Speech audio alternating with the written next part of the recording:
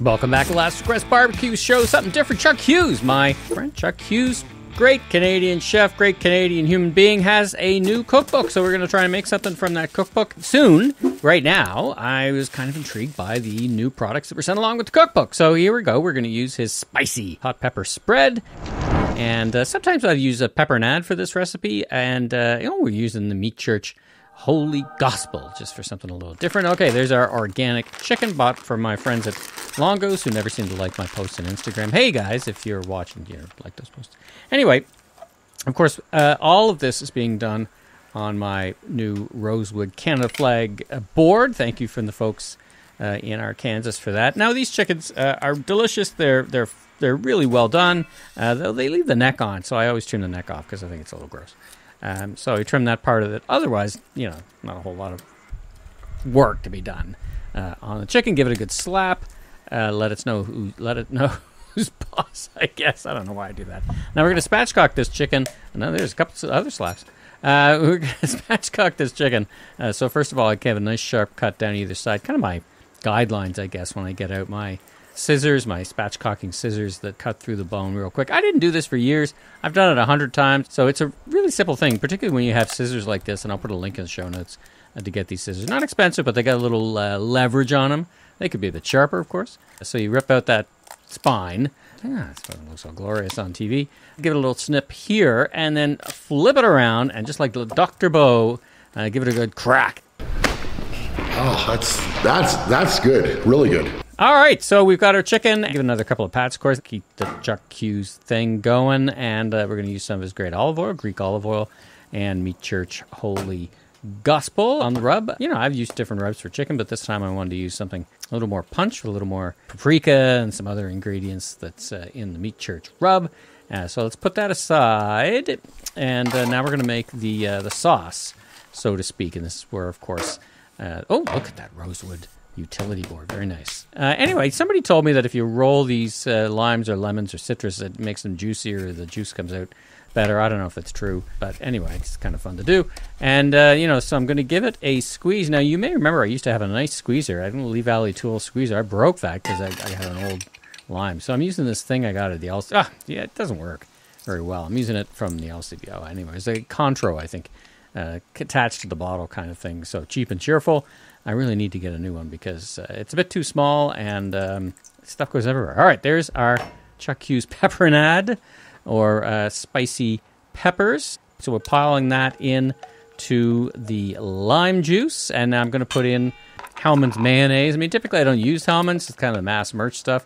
I typically would use the avocado mayo or Kewpie, but the toes are tapping. They want dinner, so I'm like, in a hurry. I think the shells are too much dominated with that stuff. Even Duke's. I wish you could get Duke's here. It's much better flavor. Next to Duke's is the avocado. What is that? The avocado stuff is really good too. The avocado mayonnaise. Anyway, give that kind of a taste. This add, subtract. I wanted it a little hotter, and you got to watch out the salt because sometimes there's some salt in these peppers. But it's I wanted it a little hotter, and so you just keep working on it until you get the mix right, so to speak, as I'm doing. Then you take some of this, set it aside. Throw that in the fridge, and that becomes like a side condiment when you're having your chicken. Now the chicken's sitting there, and then that nice paprika has kind of turned the chicken nice and red. So you flop it into the bag here. Flopping it into the bag. Not a glorious end for my friend the chicken. And then put all the sauce on it. Now you could leave this for a couple of hours, as little as an hour. If you're in a hurry, you did need about an hour though. Okay, flop it around. Pro tip: so you're putting it in a bag, always put it on a tray, because you never know when that bag's going to leak. And if you put it back in the fridge, there's a couple of slaps of the chicken again. Anyway, now I'm also doing on this one, I found these purple potatoes at Longo's. So I thought, let's see how those are going to taste. And I did boil these up. And you can see the steam coming out from them. So I boiled them up, and it took a long time to boil, actually, like 20 minutes. Way too long. Maybe I overboiled them, I don't know. But I wanted them soft. Lay them out in the tray, as you see I'm doing here. Just kind of lay them out in the tray. And a magic television, put some olive oil on them, and then I'm going to put some spice. Actually, I'm using the Goldie's seasoning, which is good AP seasoning. Now, I made a mistake once and put it on both sides, and there's a bit of salt for sure in the Goldie. I'm putting a bit too much on here, actually. And I made a mistake. I flipped them around and put more on. Now, if you like a very salt-forward potato. I wasn't sure how these purple sweeties, I think they're called, how they were going to absorb, but I wouldn't do this again. Basically, they were too salty. You know, A, I put too much rub on. B, if I would have just put it on one side, it would have worked out just fine. But anyway, it's a good process though, and they were tasty, but they're just, you know, I just overdid it on the seasoning. So, you know, anyway, lesson learned. That being said, I got them onto the odor, which still needs to be renovated. I'm still confident I get that done. This doesn't look great on television, but, you know, works like, it's a machine, man. Works fantastic. And then, so, you know, your process is you put all your, in this case, these purple things on the, purple sweet potatoes on the odor. Look at that surface, I gotta work on that. And then we get the other barbecue going. So here we've got our Cato, and it's not a glorious way to do this for television. Like I'm not even shooting a show here. I just flop that thing on. Flop the chicken on. And, yeah, of course, so you put your meter in so I can try. Look at the smoke pouring out of there. There's a lot of smoke pouring out of there. I think I put an extra stick of wood. You need to vent it. And the great thing about the meter, though, here we go, right? Gets right through the Cato. Set up your cook. You can pick what you're doing. I'm doing a chicken. I'm doing a whole chicken.